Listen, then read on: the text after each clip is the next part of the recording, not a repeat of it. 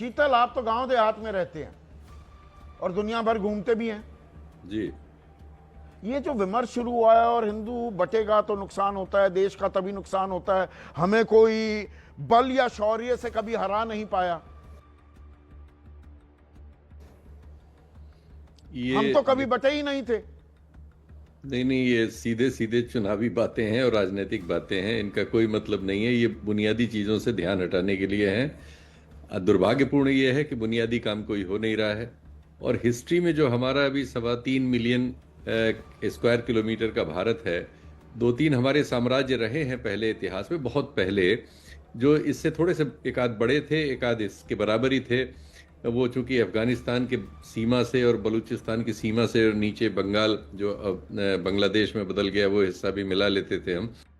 यही नहीं, अभी और सुनिए। तो ये हमारा बनता था। दक्षिण में दूसरे हमारे चोला साम्राज्य वगैरह थे।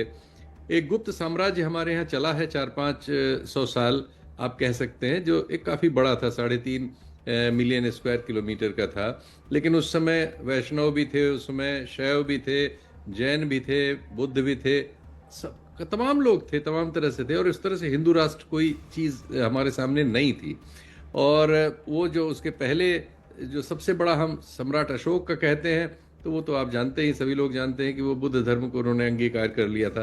तो ये जो पूरी परिकल्पना है, एक तो ये पूरी सामंतवादी विचार है, इस भारत की हिस्ट्री है, मतलब नहीं, अगर हिंदू राष्ट्र बनाना भी है और कोई नहीं रोक सकता इसे, और तैयारी की देरी है, तो पहले तो संविधान बदलना पड़ेगा।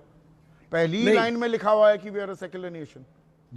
तो रुको जरा, सब्र करो। जिन टर्म्स में हम हिंदू राष्ट्र को सोचते हैं, वो टर्म तो हमारे यहाँ लागू होता है। हमारे राष्ट्रपति, प्रधानमंत्री, संसद के मैक्सिमम सदस्य, विधानसभाओं के मैक्सिमम सदस्य, अधिकतम मुख्यमंत्री, सारी कोर्ट्स, सारा प्रेस, सब तो हिंदू ही तो है। और तो हिंदू खतरे में है, हिंदू बटा हुआ है, या दरअसल ध्यान बटाना है शीतल। असल समस्याएं आप बस कह दीजिए, चौथी सबसे बड़ी अर्थव्यवस्था है भाई, जीडीपी पर कैपिटा भी तो देखेंगे, प्रति व्यक्ति आय में हम 140वें नंबर पर हैं। ध्यान बटाना और सांप्रदायिक आधार पर चुनाव जीतना, इसके अलावा इस हिंदू राष्ट्र का और कोई मतलब नहीं। तो लेने के देने पड़ गए।